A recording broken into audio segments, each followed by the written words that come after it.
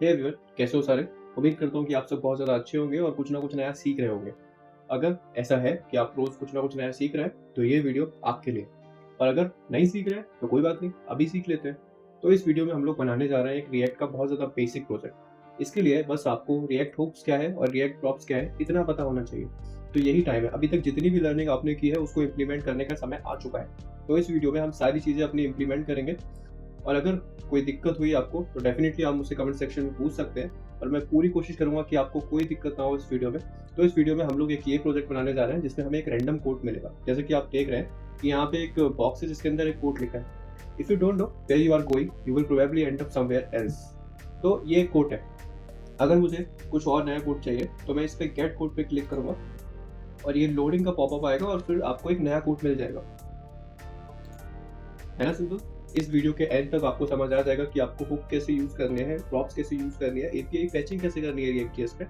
तो चलो बहुत होगी बातें, अब सीधे स्टार्ट करते हैं। तो देखो यार, मेरे पास तो बहुत टाइम है, पर मुझे चिंता है आपके टाइम की। और आप लोग यहाँ पे आए हैं अपनी रिएक्ट.जेएस की जो लर्निंग है उसको इम्प्लीमेंट करने। तो आपका टाइम बाकी और चीज़ों में वेस्ट ना हो, उसके लिए मैंने एक स्टार्टर टेम्पलेट बना दिया है। तो अगर आपको भी मेरे साथ कोड करना है तो मैं आपको रिकमेंड करूंगा कि आप उस स्टार्टर टेम्पलेट को डाउनलोड कर लें और उसका लिंक आपको डिस्क्रिप्शन में मिल जाएगा। ठीक है, तो चलो मैं भी स्टार्ट करता हूँ उस स्टार्टर टेम्पलेट को क्लोन करने से।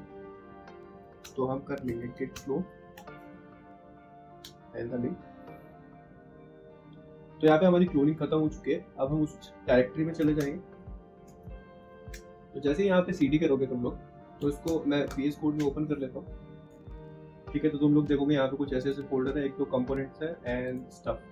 ठीक है, तो app.js में जाते हैं। ठीक है, हमारे पास यहाँ पे नोड मॉड्यूल्स नहीं है तो उसके लिए हमें उसको इंस्टॉल करना पड़ेगा। तो हमें जस्ट सिंपली npm i कर देते हैं। तो npm i क्या करेगा, जितनी भी डिपेंडेंसी है हमारे प्रोजेक्ट को चाहिए स्टार्ट होने के लिए, वो सारी डिपेंडेंसीज को डाउनलोड कर देगा।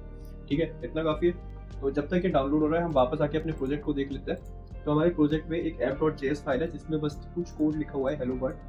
ठीक है, और मैंने यहाँ पे कुछ स्टाइल्स भी ऐड पहले से कर रखे हैं, जैसे HTML बॉडी और इन सारी चीज़ों पे थोड़ा बहुत स्टाइल लगा दिया है ताकि हम ज़्यादा टाइम अपना स्टाइलिंग में वेस्ट ना करें, हमारा मेन फोकस रिएक्ट पे रहे। उसके बाद यहाँ पे एक कंपोनेंट है। एक कंपोनेंट है हमारा नैवबार। नैवबार में इतना कुछ डिफिकल्ट नहीं है, आप लोग खुद देखिए। बस एक डिव है और उसके अंदर एक h1 टैग है जो कह रहा है फुटर स्टेप। ठीक है, उसके बाद हमारे पास एक कोड कार्ड है। तो कोड कार्ड में थोड़ा बहुत HTML है, पर ये सारी चीज़ें एकदम स्टैटिक है। इसको हमें डायनामिक करना है और वो हम कैसे करेंगे, वो हम करेंगे रिएक्ट.जेएस की मदद से। ठीक है, तो चलो इतना काफ़ी है। एक बार देख लेते हैं कि हमारी डिपेंडेंसी इंस्टॉल हुई कि नहीं हुई। और हाँ, हमारी डिपेंडेंसी इंस्टॉल हो चुकी है। मैं यहीं पे npm स्टार्ट लिख के अपनी ऐप को स्टार्ट कर देता हूँ, मतलब डेवलपमेंट मोड उसका स्टार्ट कर देता हूँ। अगर आप चाहे तो आप VS कोड का टर्मिनल भी यूज़ कर सकते हैं। मैंने ये एक्सटर्नल टर्मिनल यूज़ किया है, उसमें कोई इशू नहीं है। आपको जो मन करे आप वो यूज़ करें। ठीक है, तो हमारी ऐप जो है वो स्टार्ट हो जाएगी। तो हमारी ऐप स्टार्ट हो चुकी है और हमें बस एक हेलो वर्ड दिखना है जो कि एक्सपेक्टेड है। हम वापस जाते हैं अपने VS कोड में और यहाँ पे देखेंगे कि हमने बस हेलो वर्ड लिखा हुआ है। ठीक है, तो लॉजिक स्टार्ट करने से पहले हम ऐप को एकदम बिल्ड कर लेते हैं, मतलब उसका जो स्टाइलिंग वगैरह और कंपोनेंट वगैरह है वो सब बिल्ड कर लेते हैं। कंपोनेंट के लिए आपको कुछ नहीं करना। यहाँ पे मैंने एक नैवबार बना के रखा है, आपको जस्ट इंपोर्ट करना है app.js में। और इंपोर्ट कैसे करेंगे हम, import नैवबार from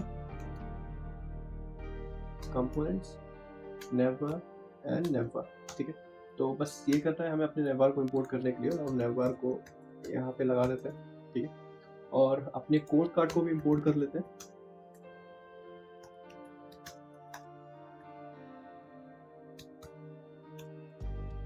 import code card from components, code card from code. ठीक है, तो इस कोड कार्ड को यहाँ पे कर देते हैं। h1 टैग को हटा देते हैं, हमें इसकी ज़रूरत नहीं है। वापस जाके देखते हैं तो हमारी आपके सारे कंपोनेंट अपनी जगह पे आ गए। पर यहाँ पे अभी एक परेशानी है, जो हमारी मेन फंक्शनैलिटी है वो गायब है। जब भी मैं इस बटन पे क्लिक करता हूँ तो कुछ हो नहीं रहा। तो क्यों नहीं हो रहा, क्योंकि हमने कोई फंक्शनैलिटी ऐड ही नहीं करी। ठीक है, तो ठीक है यार, तो कुछ भी कोड करने से पहले हम ये समझ लेते हैं कि हमें चाहिए क्या। ठीक है, हमें चाहिए कि जब भी कोई बटन पे क्लिक करे तो एक जनरेट वो कोड और उस कोड को हम UI पे दिखा सकें। है ना, ये सिंपल स्टेप है। अब इसको हम और ज़्यादा ब्रेक डाउन कर लेते हैं, उसको स्टेप वाइज लिख लेते हैं। तो स्टेप 1 क्या होगा हमारा, कि हमें क्या करना है, कोड जनरेट करना है। ठीक है, स्टेप 2 क्या होगा, कि कोड जनरेट तो करना है पर अब बटन क्लिक पे जनरेट करना है। बटन क्लिक पे जनरेट करना है। ठीक है, स्टेप 3 क्या होगा हमारा, कि कोड को UI पे रेंडर कराना है। ठीक है, तो ये 3 बेसिक स्टेप हैं जिसमें हम अपनी एप्लीकेशन कंप्लीट करेंगे। पहला स्टेप हमारा रहेगा कि कोड जनरेट करना है, दूसरा स्टेप हमारा रहेगा कि कोड जनरेट तो करना है पर हमें बस बटन क्लिक पे जनरेट करना है, और तीसरा स्टेप हमारा रहेगा कि कोड को यूआई पे रेंडर कराना है। अब जनरेट करके हम क्या करेंगे, यूआई पे तो दिखाना पड़ेगा ना। ठीक है, तो चलो पहले स्टेप से स्टार्ट करते हैं। तो सबसे पहले कोड जनरेट करने के लिए हमें क्या चाहिए, हमें चाहिए एक एपीआई। तो तुम जाओगे जब यहाँ पे guide.txt में, तो तुम्हें यहाँ पे एक कोड एपीआई दिखेगी। तो जस्ट ये तुम्हारा यूआरएल है, यहाँ से हम कोड जनरेट करेंगे। इसको कॉपी करके वापस आते हैं और यहाँ पे एक फंक्शन लिख लेते हैं गेट कोड। ठीक है,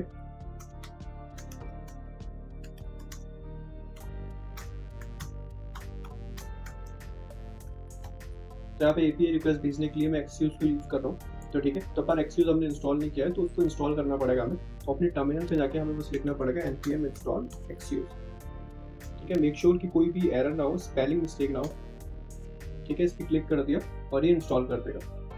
अब यहाँ पे हमने एक्सक्यूज लिख तो दिया है पर हमें इंपोर्ट भी करना पड़ेगा। तो हमें इंपोर्ट करना पड़ेगा, इंपोर्ट एक्सक्यूज फ्रॉम एक्सक्यूज। ठीक है, अब ये जो फंक्शन है, ये जो फैचिंग है वो असिंक्रोनस है, तो इसके लिए हमें क्या करना पड़ेगा, वेट करना पड़ेगा। तो हम यहाँ पे लिख देंगे अवेट। जब हमने अवेट लिखा है तो इस फंक्शन को असिंक्रोनस बनाना पड़ेगा हमें। ठीक है, ठीक है, तो अब हम क्या करते हैं, रिटर्न कर देते हैं रेस को। रेस क्या है, रेस है हमारा रिस्पॉन्स जो हमने कोड एपीआई से शुरू किया। तो ठीक है, हमारा कोड जनरेशन हो गया। अब सेकंड चीज चाहिए कि हमें जब वो बटन पे क्लिक करे तब हमारा कोड जनरेट हो। तो उसके लिए क्या करते हैं, एक फंक्शन बना लेते हैं हैंडल क्लिक।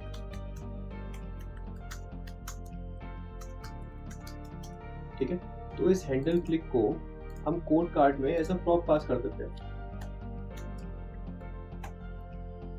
कोड कार्ड में जाके इसको यहाँ से उठा लेते हैं। अब तुम प्रॉप्स कर दो। ठीक है, और यहाँ पे बटन पे कर देते हैं, जब भी कोई इस पे क्लिक करे तो ये प्रॉप्स डॉट हैंडल क्लिक को बुलाए। ठीक है, तो तुम ऐसा भी कर सकते हो कि तुमने यहाँ पे प्रॉप्स लिख दिया और प्रॉप्स डॉट हैंडल क्लिक कर दिया। अब तुम्हें चाहिए कि यार हैंडल क्लिक यहाँ पे फालतू में हमारी प्रॉप्स पड़ेगी तो हमें बार बार प्रॉप्स लिखना पड़ेगा, तो उसको डीस्ट्रक्चर कर लेते हैं। तो डीस्ट्रक्चर करने के लिए बस तुम्हें ये करना है, यहाँ पे ऑब्जेक्ट। ठीक है, बस एक ऐसे करली ब्रेसेस करो और उसको डीस्ट्रक्चर कर दो, इसको हटा दो, इसकी जरूरत नहीं है। ठीक है, तो अब तुम यहाँ पे जाओगे तो जस्ट यहाँ पे हैंडल क्लिक में अभी हम एक अलर्ट कर देते हैं हेलो का। तो अभी हमने क्या करा है कि कोड कार्ड के जो बटन है उस पर जब भी कोई क्लिक करे तो हमें हेलो का एक मैसेज मिल जाए। बट ट्राई कर लेते हैं कि सही में काम कर भी रहा है कि नहीं। तो हम इस पर क्लिक करेंगे और हमें हेलो का एक मैसेज मिल गया, मतलब हमारी एप्लीकेशन अभी तक एकदम ठीक काम कर रही है।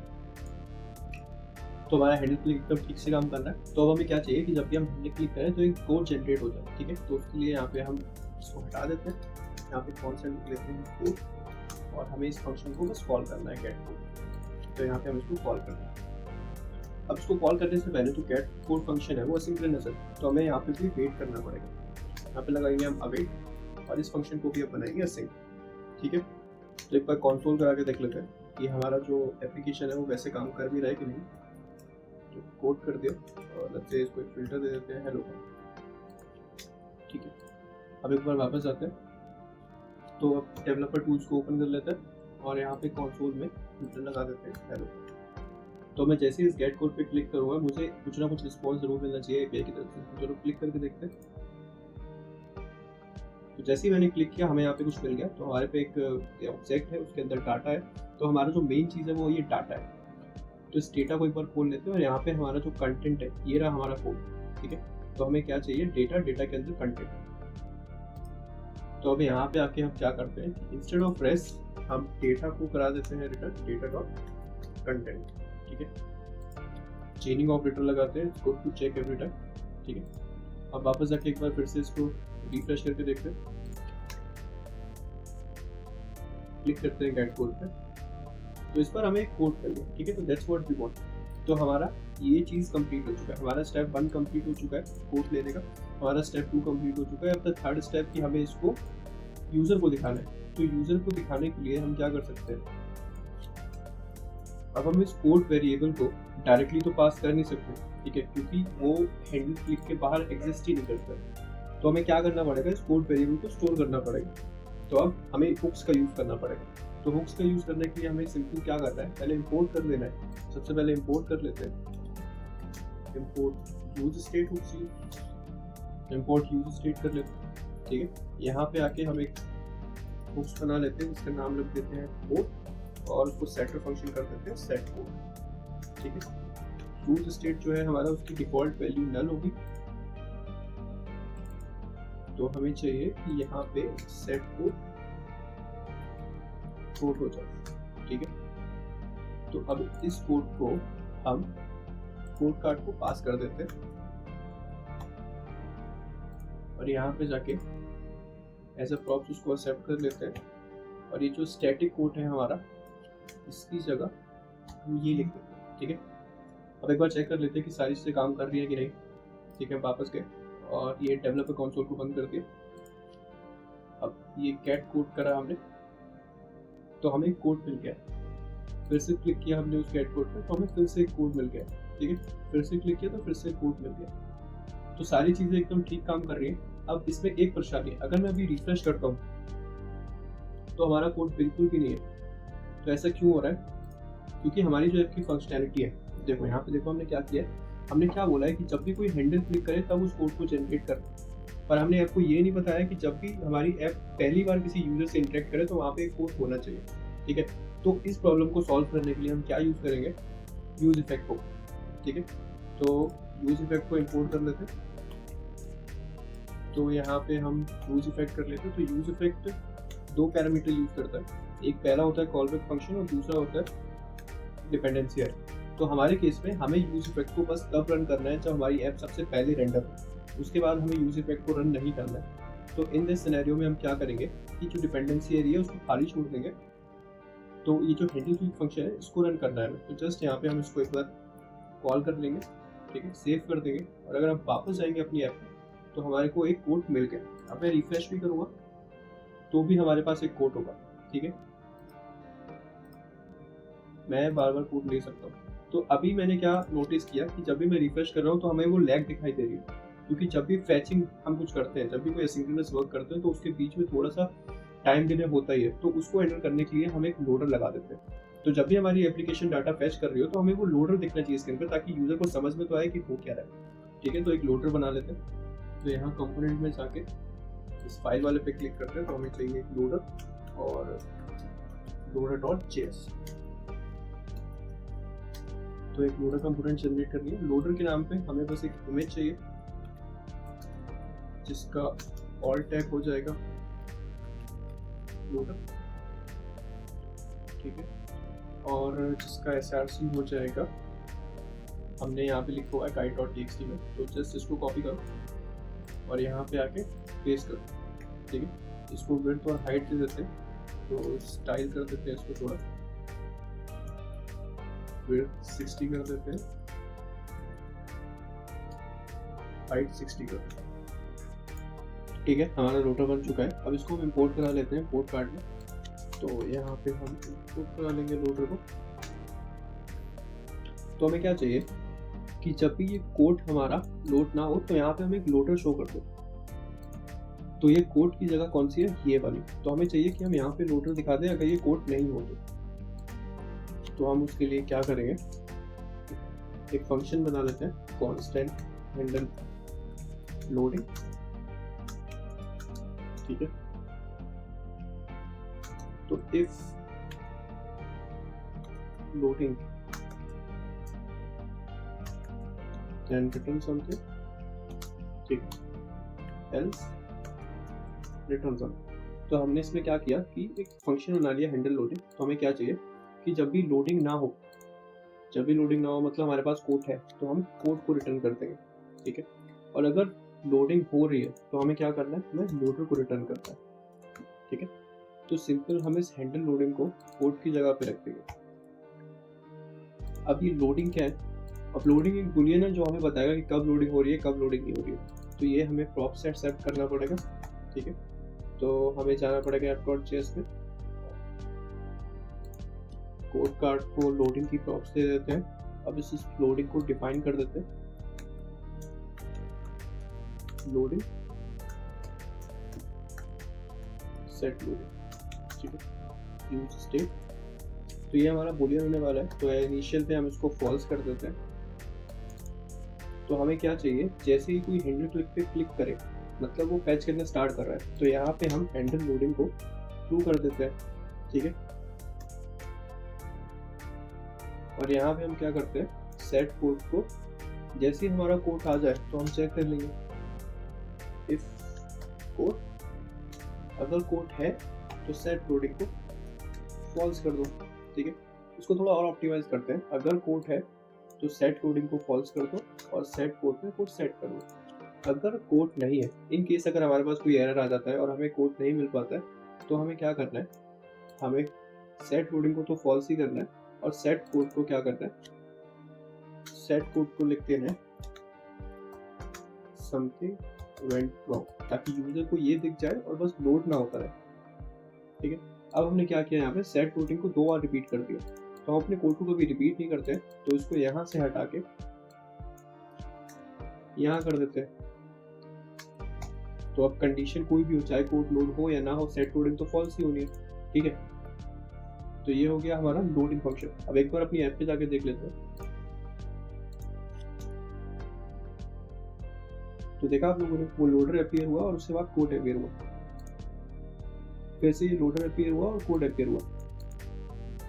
तो हमारी ऐप तो कंप्लीट हो चुकी है, पर अभी भी इसमें कुछ चीज़ें हैं जो हम रीफैक्टर कर सकते हैं, ठीक है। जैसे जो फंक्शन है गेट कोड, तो हमेशा ये रहता है कि आप सारी चीज़ें एक फाइल में ना करके उनको छोटी छोटी फाइल में डिवाइड करते हैं, ताकि जो कोड है वो रीडेबल और स्केलेबल हो जाए। तो इस एपीआई को एक दूसरी फाइल में कर देते हैं। तो उसके लिए एक फाइल बना लेते हैं SRC में, एक फोल्डर बना लेते हैं एपीआई, और उसमें कर देते हैं गेट कोड data.js। एक्सियोस को इंपोर्ट कर लेते हैं, इंपोर्ट एक्सियोस फ्रॉम एक्सियोस, और रिटर्न में हमें ये करना है। तो ये जो गेट कोड है हम यहाँ पे इंपोर्ट कर लेते हैं, एक्सियोस यहाँ पे नहीं चाहिए हमें, तो import gate code from API. तो बस ये हो गया, और ये हमारा यूज इफेक्ट हो गया, ठीक है। ये गेट कोड हो गया, तो हमारा गेट कोड हो गया, ठीक है। तो इसको हम यहाँ से डिलीट कर सकते हैं और ये स्टेप्स को हटा देते हैं, इनकी जरूरत नहीं है।